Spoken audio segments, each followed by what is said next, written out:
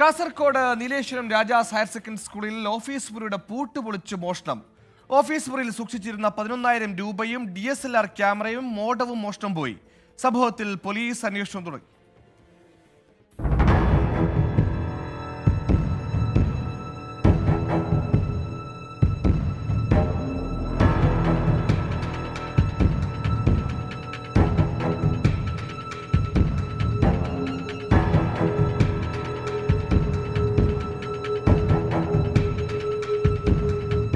ഇന്ന് രാവിലെ സെക്യൂരിറ്റി ജീവനക്കാരാണ് മോഷണ വിവരം അധ്യാപകരെ അറിയിക്കുന്നത്.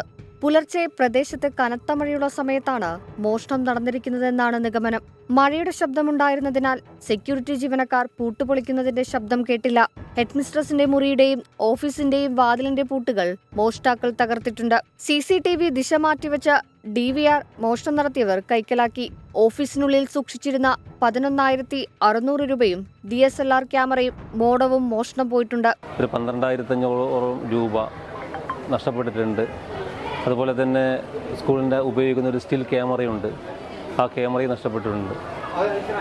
നമ്മുടെ CC ക്യാമറ തിരിച്ചു വെച്ച് അതിന് മുമ്പിലുള്ള ബൾബ് അത് പൊട്ടിച്ച് കഴിഞ്ഞിട്ടാണ്, ആ കണക്ഷൻ പൊട്ടിച്ചിട്ടാണ് അവൾ ഉള്ളിലേക്ക് കയറിയത്. സംഭവത്തിൽ നീലേശ്വരം പോലീസ് കേസെടുത്തു. ഡോഗ് സ്ക്വാഡും ഫോറൻസിക് സംഘവും പ്രദേശത്ത് പരിശോധന നടത്തി. സമീപത്തെ CCTVകൾ കേന്ദ്രീകരിച്ച് അന്വേഷണം നടക്കുന്നു. 24 കാസർഗോഡ്.